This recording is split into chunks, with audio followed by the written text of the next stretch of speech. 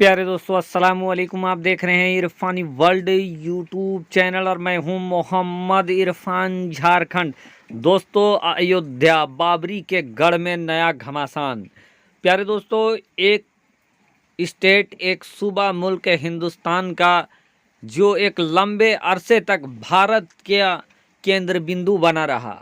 वजह ये रही, सबब ये रही कि 6 दिसंबर 1992 को जो काम अल्लाह के घर मस्जिद के साथ हुआ, उसके बाद मुल्क के अमनो अमान को बहुत बड़ा खसारा पहुंचा, बहुत बड़ा घाटा लगा। दोस्तों, मुल्क हिंदुस्तान के शांति को तितिर बितिर करने वाला बाबरी मस्जिद का शहादत का वो दिन किसी मनहूस दिन से कम नहीं है।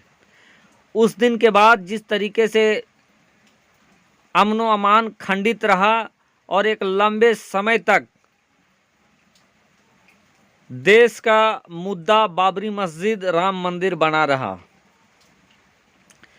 प्यारे दोस्तों, फिर उसी बाबरी के गढ़ में यानी उत्तर प्रदेश में नया घमासान शुरू होने वाला है। एक बार फिर से रिटर्न आने वाला है बाबरी मस्जिद। एक बार फिर से राम मंदिर अलापा जाएगा। एक बार फिर से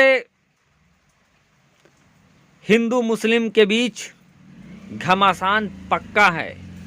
एक बार फिर से सियासत के पेच में, सियासत के दाव पेच में हिंदू मुसलमान फिर आने वाले हैं। एक बार फिर से वो धरती जिसको अयोध्या कहा जाता है, वो जगह जिसको बाबरी मस्जिद कहा जाता है, अल्लाह का घर बाबरी मस्जिद कहा जाता है, वो जगह जिसको राम मंदिर कहा जाता है, एक बार फिर से लोगों के ज़बान में चढ़ने वाले हैं।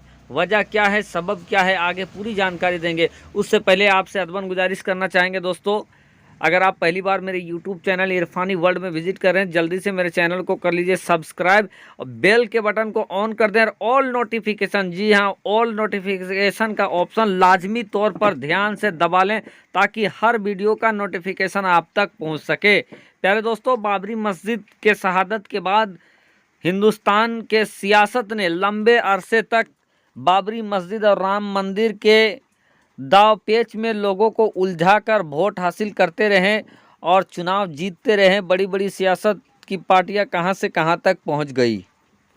प्यारे दोस्तों, उत्तर प्रदेश के अंदर इस समय अब्बा जान की एंट्री हो गई है और अब्बा जान के एंट्री के साथ ही साथ सियासत का मरकज एक बार फिर से मुसलमान बन गया है। अब्बा जान की एंट्री क्यों कराया गया है, आप लोग सब हुनरमंद हैं, जहरमंद हैं, सब जानते हैं। क्योंकि अगले वर्ष ही उत्तर प्रदेश के अंदर इलेक्शन होने वाले हैं और इलेक्शन में जब तक मुसलमानों का नाम नहीं अलापा जाए, कुछ ऐसे संगठन हैं, कुछ ऐसे पार्टियां हैं, उनको वोट ही नहीं मिल सकते हैं। इसीलिए वहां पर अब्बा जान की एंट्री हो चुकी है और अब्बा जान के एंट्री के साथ ही साथ ये सुनिश्चित हो गया है कि आने वाले दिनों में बाबरी मस्जिद एक बार फिर से वापस आने वाला है। बाबरी मस्जिद पर फिर से राग अलापे जाने वाले हैं। एक बार फिर से राम मंदिर की चर्चाएं गहराने वाली है। क्योंकि दोस्तों, कुछ संगठन हैं, कुछ पार्टियां हैं जिनको वोट के लिए इन तमाम मुद्दों की ज़रूरत पड़ती है। प्यारे दोस्तों, उत्तर प्रदेश, यूँ तो उत्तर प्रदेश में नवाबों का शहर मौजूद है।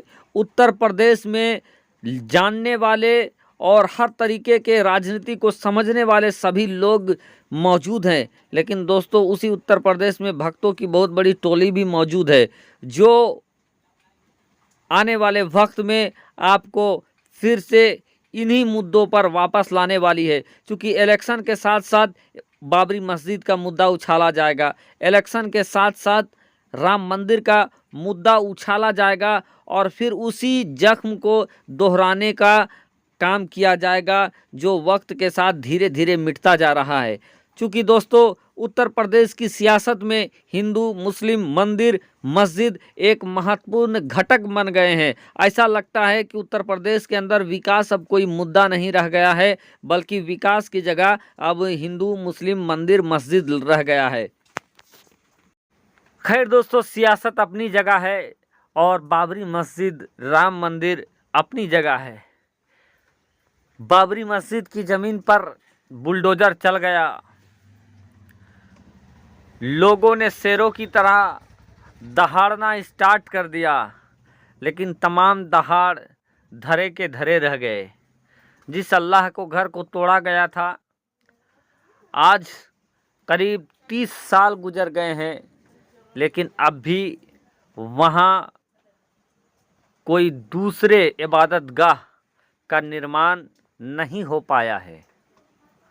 दावा तो बहुत है, काम हो रहा है, निर्माण होगा, ज़मीन खरीदारी हो रही है, लेकिन इतने साल गुजरने के बावजूद अभी भी 1 फीट भी दीवार दूर दूर तक कहीं नज़र नहीं आती है। आप समझ सकते हैं दोस्तों, कहीं ना कहीं कुछ तो ज़रूर बात है जो पूरे बाबरी मस्जिद की ज़मीन को घेर कर वहाँ निर्माण कराया जा रहा है। कुछ तो गड़बड़ ज़रूर होता होगा और लोगों को सांत्वना भी दिया जा रहा है कि निर्माण हो रहा है, चूँकि चंदा बहुत तेज़ी के साथ हुआ है। इधर दोस्तों हम लोगों ने देखा कि मंदिर निर्माण के लिए देश के सभी हिंदू भाइयों ने दिल जान से डोनेट किया, करोड़ों करोड़ रुपया दान के स्वरूप दिया गया, लेकिन उन तमाम दान के पैसों के साथ बहुत सारे विवादित बयान जुड़ते रहे। कहीं ये कहा गया कि पैसों का घपला हो रहा है, कहीं ये खबर आया कि पंडितों में टकराव की स्थिति उत्पन्न हो गई है।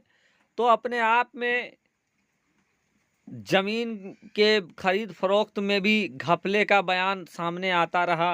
हकीकत क्या है ये आप लोग समझ ही सकते हैं।